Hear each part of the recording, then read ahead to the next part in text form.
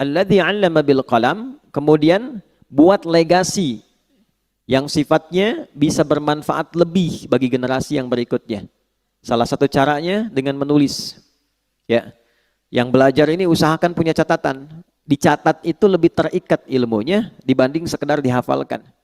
Nanti yang tercatat dirumuskan, diruntutkan, ke depan bisa jadi bacaan. Walaupun orangnya sudah tidak ada, meninggal misalnya, tapi kitabnya masih ada, maka disitulah kemudian namanya akan abadi. Keabadian itu yang memuliakan Allah. Imam Syafi'i nggak pernah kita lihat, ya kan? Nggak pernah berjumpa, nggak pernah. Masanya berbeda. Tapi karyanya sampai sekarang masih bisa kita akses dan dengan itu beliau dimuliakan keabadiannya. Karena itu orang-orang bijak mengatakan kalau Anda masih ingin eksis sampai dengan masa depan, maka wariskan ke masa depan itu tulisan-tulisan dari karya kita yang paling baik. Tidak ada yang terbaik kecuali menyampaikan pesan-pesan yang dimuliakan oleh Allah Subhanahu wa taala. Teman-teman juga begitu. Ya, yang di birokrasi, yang di kedudukan, yang di harta dan sebagainya, ya bukan sekedar kita jalani sebagai profesi. Kalau bisa jadikan legasi, bikin kebijakan. Ya, buat kreativitas, bikin inovasi, tulis.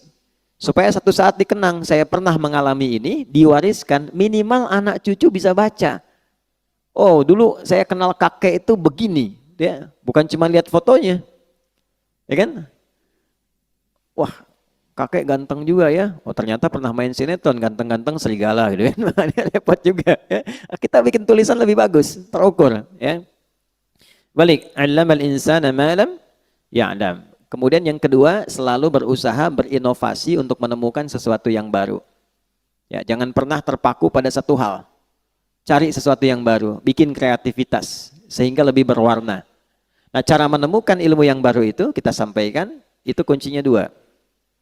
Satu, rajin mendekati Allah, ya kan? Kita sudah ambil dalilnya di Quran surah 18 ayat 65, ya kan? Fawajada 'abdan min ibadina atainahu rahmatan min indina wa 'allamnahu min ladunna ilma. Khadir yang dimaksud di situ. Abdan itu sifat bagi orang yang rajin ibadah. Nah, biasanya ini catat rumus ya. Ini saya belum pernah kasih rahasia nih, tapi pagi ini rahasia di antara kita nih ya. Kita bagi dikit nih. Jadi di Quran itu nabi saja itu panggilannya itu dibagi 3 oleh Allah. Oke? Bagi berapa? 3. Untuk panggilan ya, bukan penyebutan nama. 1 nabi, ya ayyuhan nabi. 2 rasul. Kan? Yang ketiga abdun. Kalau misinya adalah pesan untuk menyampaikan informasi di lingkup pribadi dan keluarganya. Ada yang sifatnya khusus, ada yang bisa kita tiru. Itu panggilannya biasanya nabi. Tapi kalau sifatnya informatif untuk semua, informasinya semua akses, itu rasul. Jelas? Tapi kalau disebutkan sifat ibadah beliau yang demikian tinggi, itu panggilannya abdun. Menariknya, tidak ada satupun nabi dalam Al-Quran yang disebutkan kata abdun kecuali bersanding dengan keistimewaan. Ya. Pokoknya kalau sudah abdun pasti nikmat, ni'mal abdu innahu, dan seterusnya. Ya. Nabi Muhammad itu saat diundang Isra dan Mi'raj, hal tertinggi yang belum pernah dialami para nabi dan rasul sebelumnya, itu panggilannya bukan rasul, bukan nabi, tapi abdun. Subhanalladzi asra bi abdihi, bukan bi rasulihi, bukan bi nabihi. Jadi ternyata Allah naikkan derajat kita itu, ditambah gitu, itu saat kita menghamba. Makanya sering saya katakan, kalau kita rajin sujud menunduk, Allah pasti mengangkat. Tapi kalau orang banyak mengangkat, Allah pasti tundukkan itu. Ya, pasti ditundukkan dengan cara apapun. Nah, jadi termasuk rumus ilmu pengetahuan. Kalau ingin ditambah ilmunya, Allah kasih tambahan, maka naikkan status abdunnya. Dan di Quran, amalan seorang abdun itu selalu dibuka dengan iman. Iman dulu, baru amalan, baru jadi hamba. Contoh, sholat itu deklarasi keabdunan kita, penghambaan kita pada Allah. Deklarasi pertamanya dalam sholat. Karena itu kita katakan iyyaka na'budu wa iyyaka nasta'in. Ya Allah, kami sekarang menghamba sebagai abdun. Kan? Dan kami mohon pertolongan darimu. Itu pertama kali kita katakan dalam sholat. Kalimat sholat itu dibuka dengan iman. Pertama kali di Quran. Al-Baqarah ayat 3. Alladzina yu'minuna bil ghaibi wa yuqimunas sholah. Iman dulu baru sholat. Nah kalau sholat konsisten, imannya diisi bagus, itu persamaannya ilmu diberikan. Di mana ditemukannya? Di Quran surah ke-58, Tarawih semalam, Al-Mujadalah. Di ayat yang ke-11. Ya. Iman dulu, ya ayyuhalladzina amanu, ya kan? Perhatikan kalimatnya. Ya ayyuhalladzina amanu, idza qila lakum tafassahu fil majalisi fafsahu yafsahillahu lakum. Wa idza qila lakum unshuzu syuzu. Yarfa'illahu alladzina, iman dulu. Amanu minkum walladzina utul ilma darajat. Kalau iman naik, ilmu pasti ditambah. Pasti itu. Ya, itu sudah rumus. Nah, jadi yang pertama kita coba tingkatkan keimanan pada Allah, rajin sholat. Sholat, ya, nanti pasti akan ditemukan hal baru. Yang kedua, ikuti petunjuk Nabi. Misal, kalau mau belajar, ikuti petuah dari Nabi. Begini cara belajarnya. Keluarkan kitabul ilmi. Kalau mau bisnis, ikuti pola bisnis yang ditunjukkan Nabi. Kalau di birokrasi, di kedudukan, ikuti bagaimana petunjuk Nabi. Ambil value-nya, maka apa yang terjadi? Perhatikan kalimatnya. Al-Baqarah ayat 151. Kama arsalna fikum rasulan minkum yatlu alaikum ayatina wa yuzakkikum 2 wa yuallimukumul kitaba 3 wal hikmata 4 5 wa yuallimukum ma lam takunu ta'lamun. Orang yang cenderung mengikuti prototipe kehidupan Nabi, cara yang Nabi ajarkan, gimana menjalani hidup, salah satu keistimewaannya Allah kasih pada orang itu apa yang belum ia ketahui. Nah, teman-teman di serse misalnya kan, kehakiman dan sebagainya, kadang-kadang mau nyelesain kasus susah tuh, mau nemukannya. Sholat, minta petunjuk.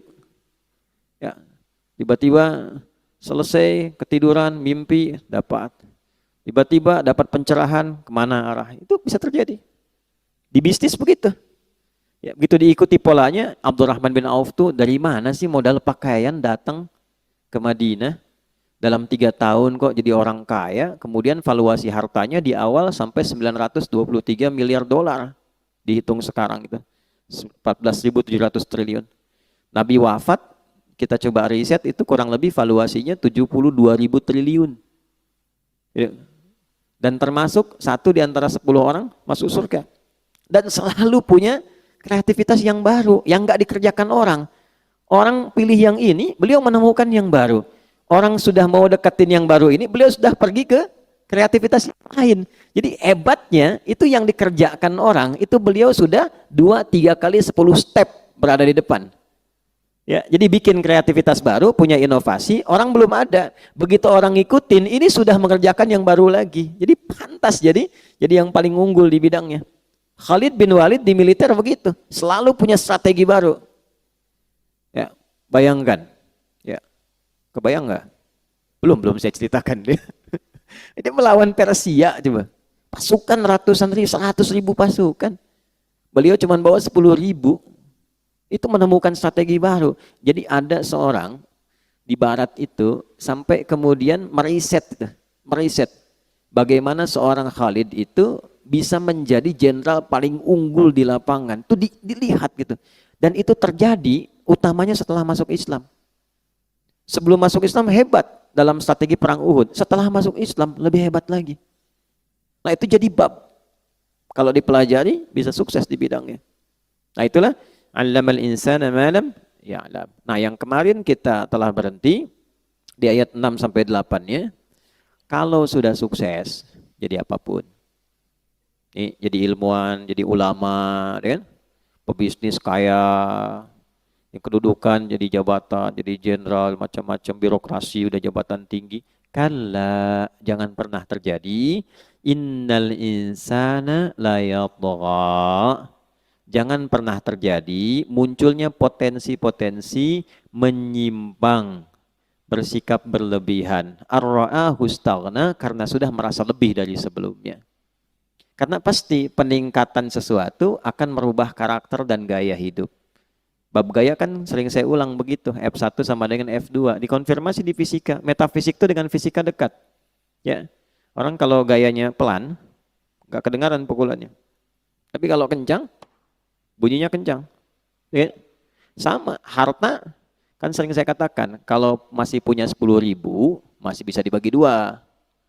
Nah, makan yuk, gitu ya. Ayo, di mana? Warung Jackie Chan depan, ya misal. Ya. Makan 10.000 tuh, berangkat sama Ihsan. Begitu nyampe sana, Ihsan bilang, aduh saya nggak bawa uang. Tenang, kita bagi dua nih, 10.000 bagi dua. Tapi ketika Mus'ab sudah punya 1 miliar, bisa nggak bagi dua sama Ihsan tuh? Belum tentu. Karena sudah berbeda, kualifikasi sudah lain. Itu merubah. Jari bawaan sudah beda, wibawa sudah lain, karakter sudah tidak sama. Normal, nggak apa-apa. Quran bilang nggak apa-apa. Yang dijaga itu jangan berlebihan. Gitu.